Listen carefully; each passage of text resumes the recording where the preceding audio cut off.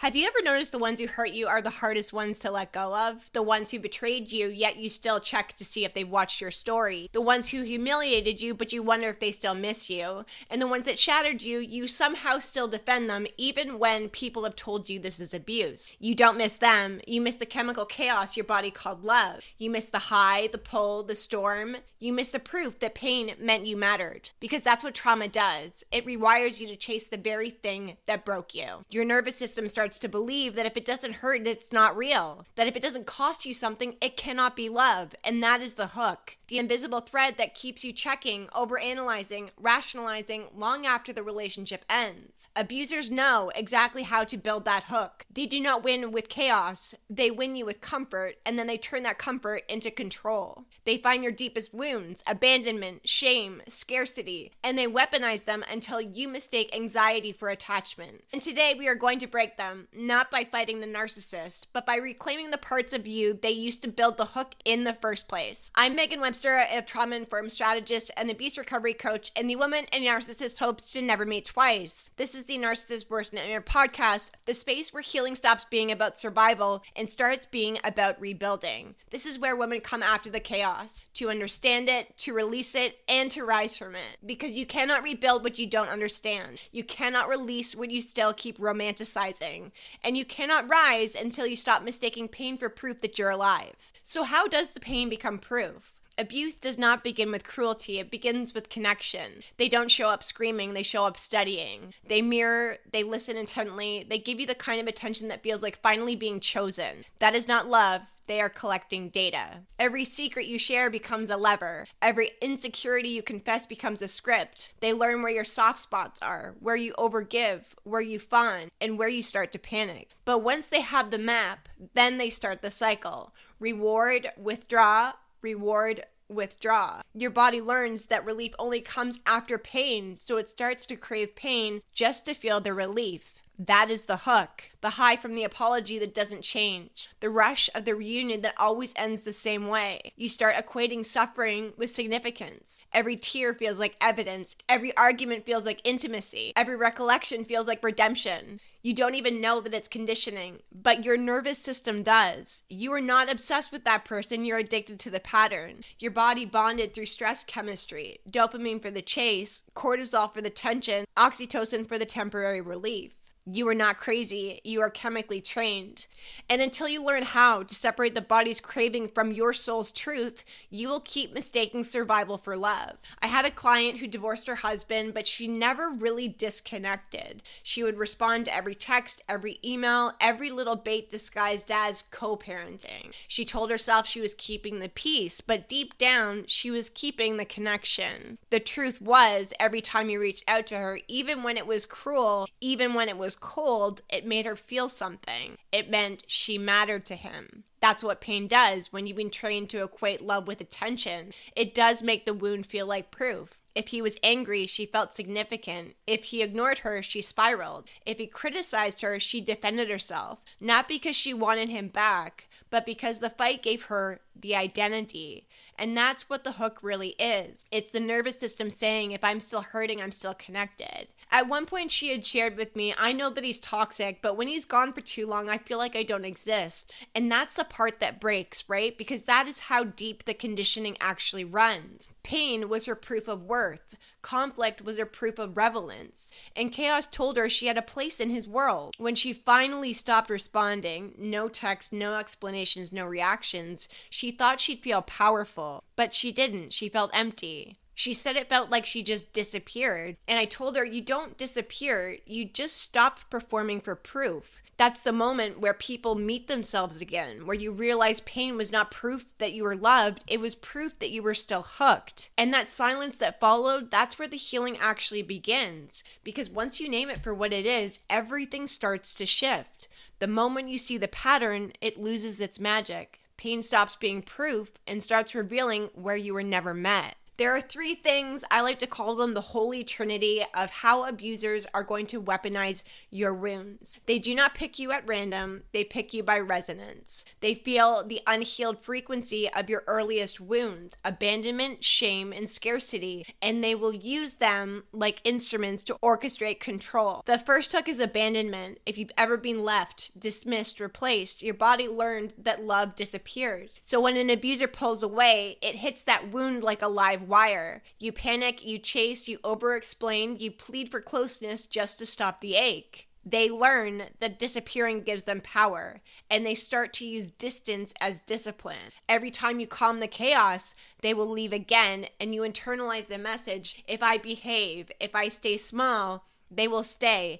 And that is not love, that is conditioning. Then they introduce shame. They chip away at your confidence until you start seeing yourself through their eyes. They frame your reactions as crazy. Your needs are too much. Your memories are wrong. Shame is how they convince you to self-police. You start apologizing for existing, shrinking your edges, editing your truth. It keeps you quiet, because if you question them, you risk losing the illusion of love. It's not that you don't see what's happening, it's that you've been trained to believe silence equals safety. And the last piece here is scarcity. They ration affection, withhold praise, and give you just enough crumbs to keep guessing. They promise future change that never comes, so you hold on for potential instead of reality. Scarcity makes you compete for crumbs like they're gold. It convinces you that this pain is the price of love, that you'll never find better, that no one will ever understand you, and they are your person. When these three wounds run together, abandonment, shame, and scarcity,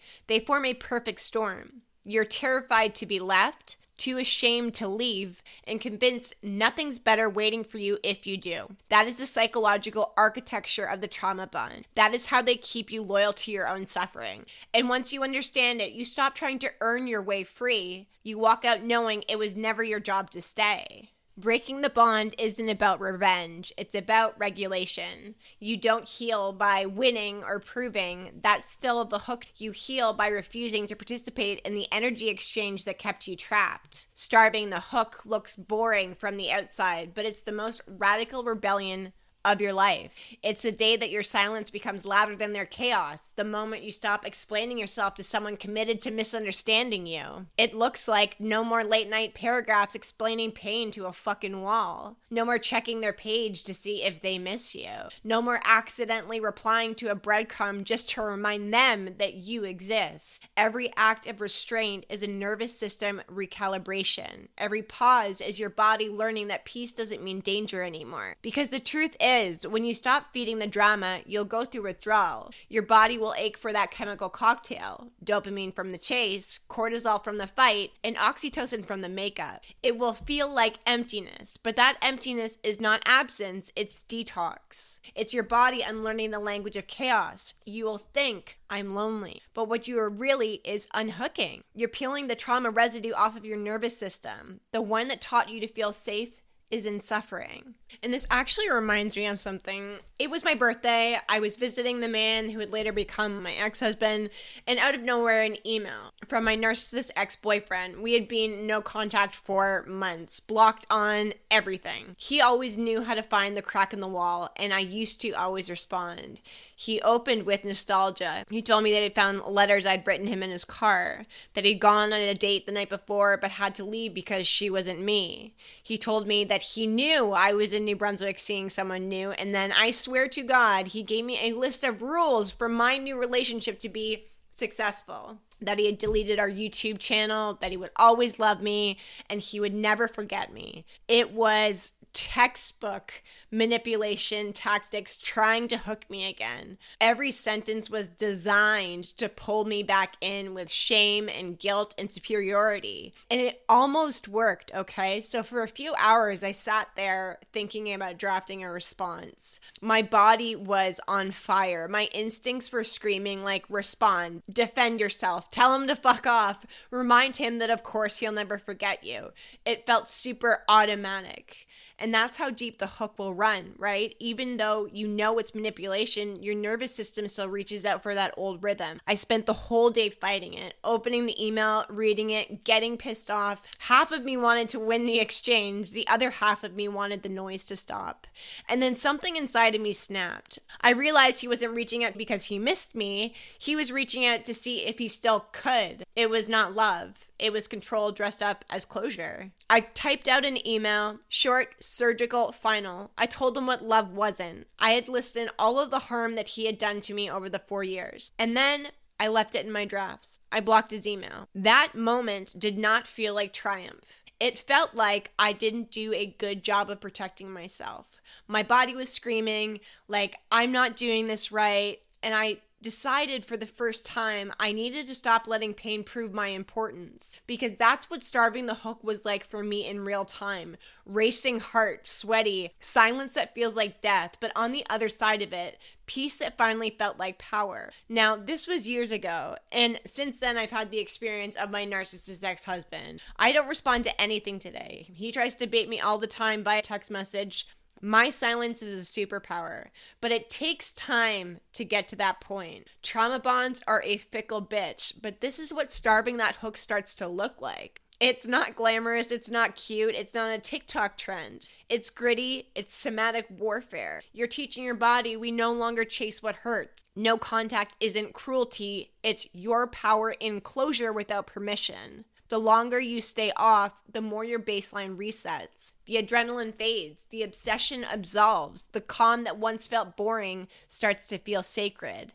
And in that stillness, you meet yourself again. The woman underneath all the over-explaining. The woman who stopped needing to prove she's good. The woman who finally understands peace is not punishment, it's the pride. The hardest part for most people that I work with, once you starve the hook, the grief comes for you.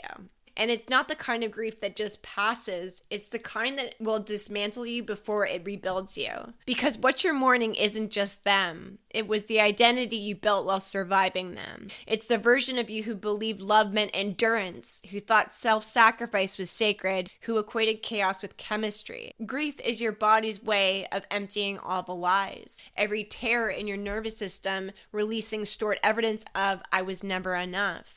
Every breakdown is the detox of maybe I could have fixed it. You'll grieve the version of you that kept holding out for hope. And that's sacred, because she was never weak. She was loyal. She believed. She just did not know that belief and that bondage can look the same when you've been trained to equate love with loss. The first night that I had removed my ex-husband from my home, the silence was deafening. It was not peace, it was shock. Every sound felt too loud. I felt uncomfortable in my own house. Every room felt too big. For years, that space had been filled with noise. Arguments, screaming, tension, walking on eggshells, hiding, trying to keep everything together, and suddenly there was nothing. I remember standing in the kitchen and staring at the same walls that had heard every version of me. The woman who had begged, negotiated, who kept trying to fix what could not be fixed.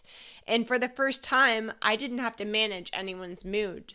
No one was watching. No one was waiting for a reaction. No one was out to get me in the safety of my own space. And you would think that that would feel freeing, but it didn't. It felt so foreign. My body did not know how to relax. I was on edge. I kept waiting for the explosion, the something, the cycle to restart. And that's what most people don't understand about healing. The quiet is not going to feel safe at first. You are going to think something's missing, but you're really just detoxing from all of the chaos. I sat on the floor that night and let the silence hit me. No distractions, no phone, no justification, just me and the weight of everything I had fucking tolerated. And in that stillness, something broke. But then the rebuild started, because that silence that once felt like loss suddenly became the sound of freedom. And that's when I realized that peace is not the absence of noise, it's the absence of permission for anyone to disturb it again. That's a big transformation point. When you can miss the noise without reopening the door, that is when you are truly free. Reinvention isn't about forgetting what happened. It's about recoding what it meant. It's realizing you weren't too emotional, you were emotionally starved. You weren't dramatic, you were desperate for safety. You weren't naive, you were hopeful in a world that rewarded hardness. And that's not weakness, that's humanity. And now that you know better, you can lead yourself differently. You can start setting boundaries that don't require permission. You start finding peace and consistency. You notice the difference between love that calms you and love that consumes you. You stop chasing closure because you become it. You stop wanting them to see what they did because you finally see it yourself. That is what rebuilding looks like. And that is what the RRR membership is for. We do not pretend it didn't happen to you, but we make sure it does not define you. Because pain isn't proof, presence is. And once you feel that, they can never hook you again. If this episode cracked something open in you good, that means you are waking up. Please share this with a woman who needs it. Hit follow so you don't miss the next one. Send me a DM on Instagram and tell me what landed for you. And when you're ready to go deeper, please join me inside of the RRR membership. The community where women learn to dismantle post-separation abuse, anchor in their power, and rebuild into the narcissist's worst nightmare. This is the Narcissist's Worst Nightmare podcast, and remember, your comeback starts the second you decide you'll never confuse pain with proof.